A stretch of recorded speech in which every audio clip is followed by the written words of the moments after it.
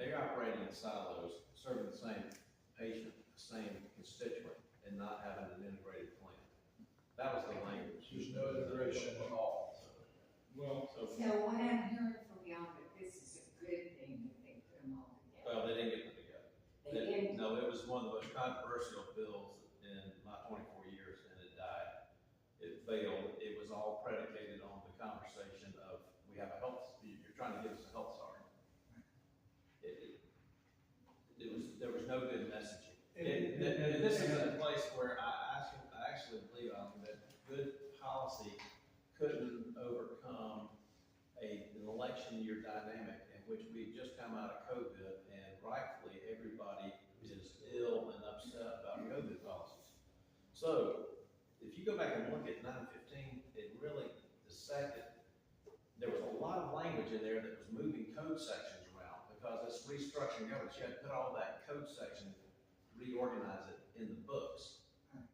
It was just a reiteration of laws that are on the books now. And people were concerned about the length of it, because it's 75 pages, but the majority of that was changing the names of the agencies. and I'm gonna cut us off here because we've spent all night on that. We're passionate about it. But, the main thing that I'm gonna say is that I know who wrote that bill.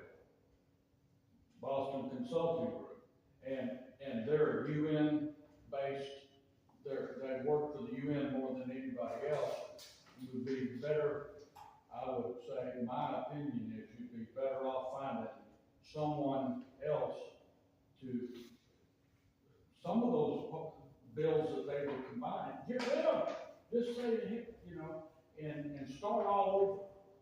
It might be a whole lot easier and a whole lot better sell. And that's what it's up to do. I don't know who's gonna have the energy to do it. Yeah. Starting over. That's why I said, no one's told me that they're planning on introducing it yet, so.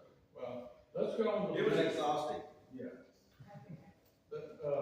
Let's go on to the next one, the presidential primaries, and one of the things on that, the questions, you won't close primaries, and the vote was 75% yes, and if the Democrats hadn't been allowed to cross over and vote for Trump's competition, it would have probably been 95%. What's your plan? Everybody wants it. What's your plan? I keep pre-filing the bill, and I've been a co-sponsor of this for 20 years. I've been a So what, co-sponsor of it. and that takes me back to you saying, well, you hope it's more conservative. There are only 6 states that have more Republicans in their legislature per capita than South Carolina. There's only 3 states that vote less liberal than we do. you're talking the choir. Well, there's a lot of Republicans that don't, yeah, you're right. We have a high percentage of Republicans, but we're not monolithic. I mean, there's a lot of Republicans who will come through the door there and they will vociferously tell you they're against this. So, it's not, and it's actually been in the platform of The the Republican Party. Republican Party, and, you know, it doesn't move the needle for some people. How hard would it be to get the two of y'all to get new leadership that'll back it? Are there that many of the, I'll call them what they are, rhinos, that will back the existing leadership? Do you think leadership is opposed to it? I know that our house leadership is not. I just hadn't had votes. And I'll just, And when you say and leadership, I support. the leaders don't say, hey, you're gonna do that, well, at least in the Senate, the leaders don't. We don't have a leader in the Senate that says, hey, this is what we're all gonna do, you get it? We just don't operate that way. And the House doesn't either. We'll do like a preliminary thing, like when we have a caucus meeting, like how many people can support this, how many people cannot. All right, let's go to the floor. Because that lets leadership know where we're standing. But I'll share this with you. Danny and I both have said that we both support closed primaries, and I really do support them. It's like everywhere's not like where we are. And I hope this will make sense. There's some Republicans that are elected in our state that are good Republicans, but they live in a Democrat area. Mm-hmm. two or three that, you know, they are respected in their communities and they vote very well, but they live in an area that is democratic, and they would not be serving if it was not democratic. But this is one of those issues that,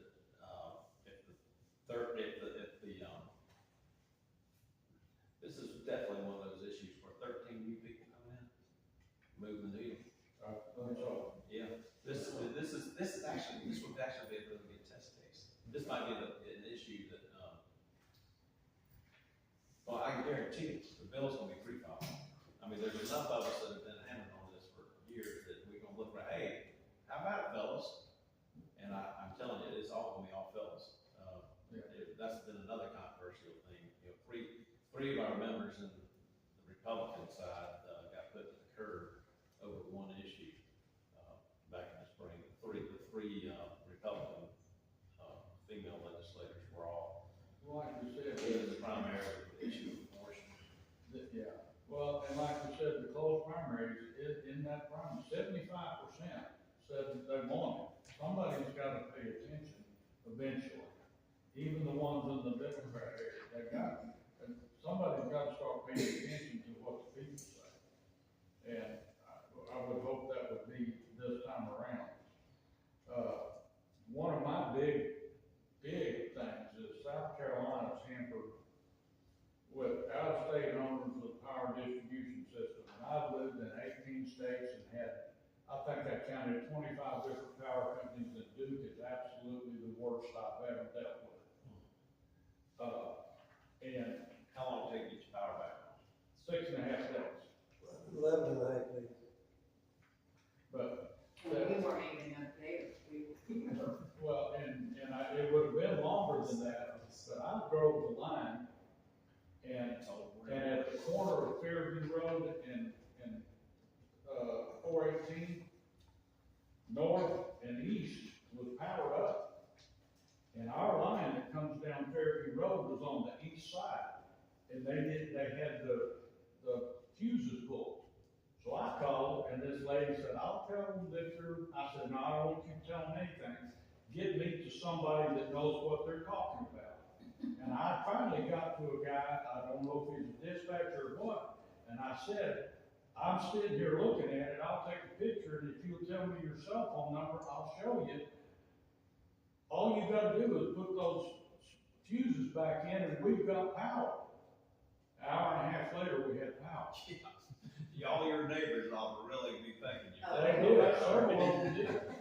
But, you know, it's just, what it boils down to is, and I will go back to, I did a lot of power projects when I was working in We're construction. running out of time. I know. Calpine has built several cogen plants, one at the DAC plant just south of Columbia. They can't put power into the system because of the system, the legislators, and we need to deregulate electricity and let other people in. I went from 9.6 cents a kilowatt hour to 5.4 cents when Texas deregulated, and I called Calpine, who I've done business with, said, I want y'all as my power company. And I can get you Senate Bill 2 from Texas that did that and show you the easy way to do it. Well, so being able to control your own destiny is huge. Yes. And it all starts with generation, and we're limited right there. You're talking about a deregulated, where you can buy anywhere and use the entire grid, but it still doesn't answer the question of limited generation. Yeah. Capacity. We got these 5-something million people in here now, and we're using it all up. We need more generation, and renewables ain't gonna cut it. And if you would allow the cogen people to come in at some of these plants. They got some, like you say, I mean, they got the reason that, they played that football game up there, which I thought was a mistake. That was close to me. That was a mistake. It was a mistake to me. The reason they would play that game was for the cogen plant. There's a whole country for 70 miles in any direction was black, Yeah. but they had a cogen plant right there on campus. Mm-hmm. So, Still should have played that But anyway, I understand. you made my argument there. So, what are plans to maybe, have y'all thought about introducing bills or sponsoring bills to deregulate electricity and allow them to do things like that at different places? So Tom Davis has that bill every year. And, we have this bill that y'all worked on last year, sent to us late. It's like the bill. So there were two big bills that got a lot of attention. The House got upset because their energy bill came over to the Senate and died, and then, of course, Medical bill died. So, but the energy bill is still, the energy issue is still very much alive. That is one of the top things on the Republican caucus. Ours too. Well, we actually have had this working group. We're going to have a meeting again next week.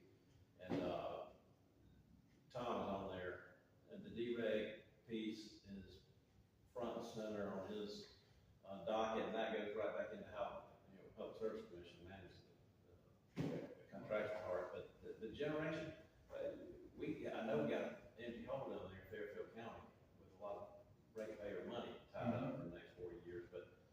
And I'll that's share something else. we got billed.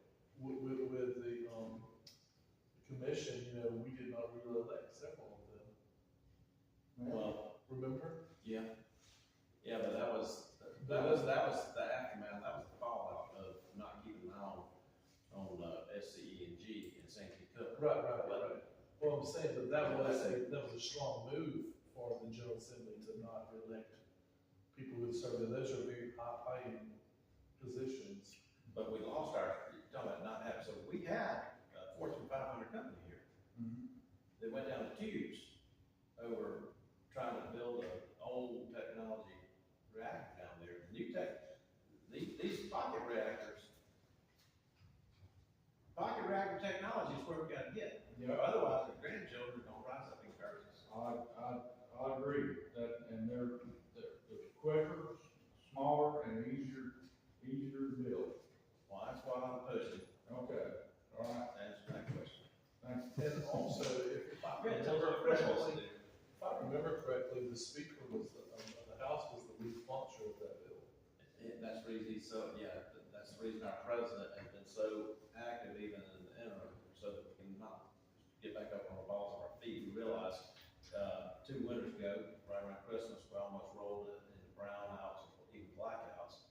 And then, Helene has shown us how we can't armor up the infrastructure, and afford it. And every time they talk about what's it gonna take to get these lines underground, it's cost prohibitive. But I don't know Chris very well. I'm anxious to hear what he thinks. All right, well, what Chris said about the president's primary, I plan to co-sponsor the bill to close our primary, and we cannot truly secure the elections till we close our primaries. To the electrical distribution, he says, I'm supportive of free market measures to lower rates and increase power production. I'm opposed to tax incentives that being given to favored types of energy production. Now, I'm not sure what you're talking He's about. talking about the federal tax credits for, renewables and Yeah. everything that goes on from the consumer side and from the, he's opposed to solar farms. Yeah, and Me we too, I can, can't stand it. and we know from the state of Texas that bragged about they had 17% of their stuff in wind farms and solar farms. And when the ice storm hit, they were out of power, so we know that stuff doesn't work. The answer to the false arguments against carbon-based fuels are not to sell your soul and do something foolish on renewables. Amen. Okay. I did preserve 450 acres by allowing one to come on dunk on this road. Good. They can put it down there, so we'll have the subdivision down there for 40 years. Okay. More and more we're learning that our elections are vulnerable. We know 2 people that put their ballot in, poked it in there, and when it came out, it didn't say what they had put in. Now, I've got, stuff that I will be glad to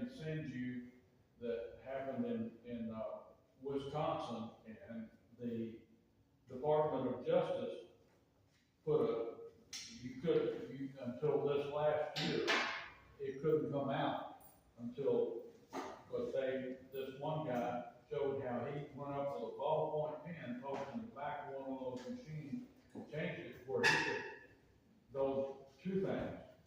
That thing prints out on the card. That reader reads a position, not a vote, but a position where that ballot is, where that is. So if that thing puts it off by one,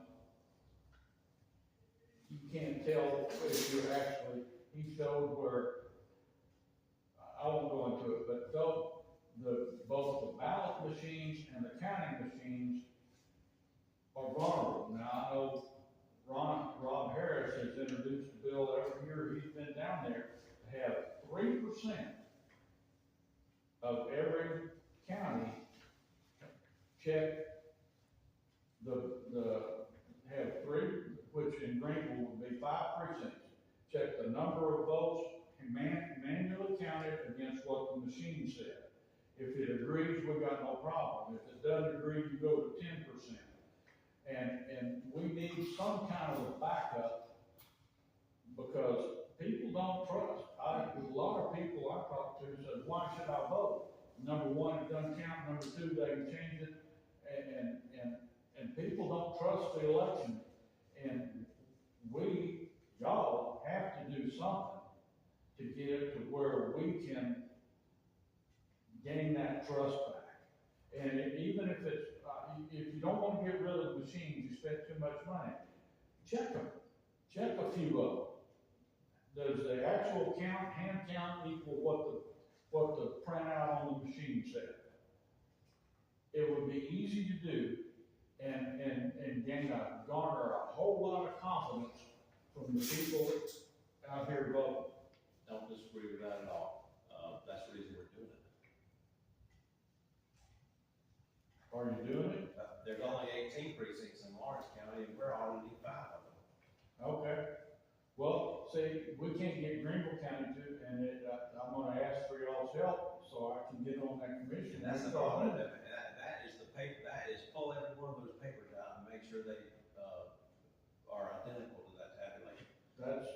And if we could get that statewide, to have every county do that, at least, you don't have to do, but like I said, 3% to start with. Lord have mercy, Greenville County's the last one to report, it'd be lynched before you knew what they had.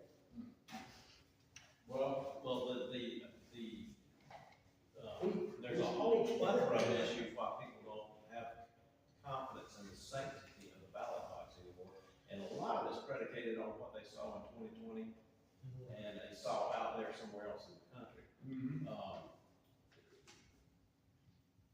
Whether it's a drop box or whether it's ballot harvesting or whether it's indiscriminately sending ballots out over the country willy-nilly, all of those things either didn't happen or never even came close to happening.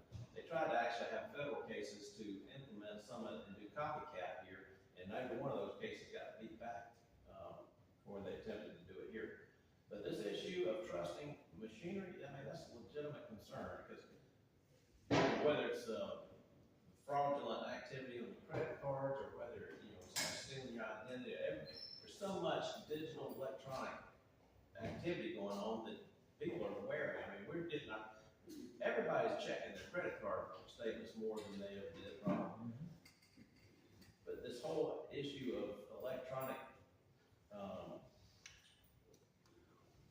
devices, there's generally that all across, whether it's buying gas or buying groceries, and we do it everywhere.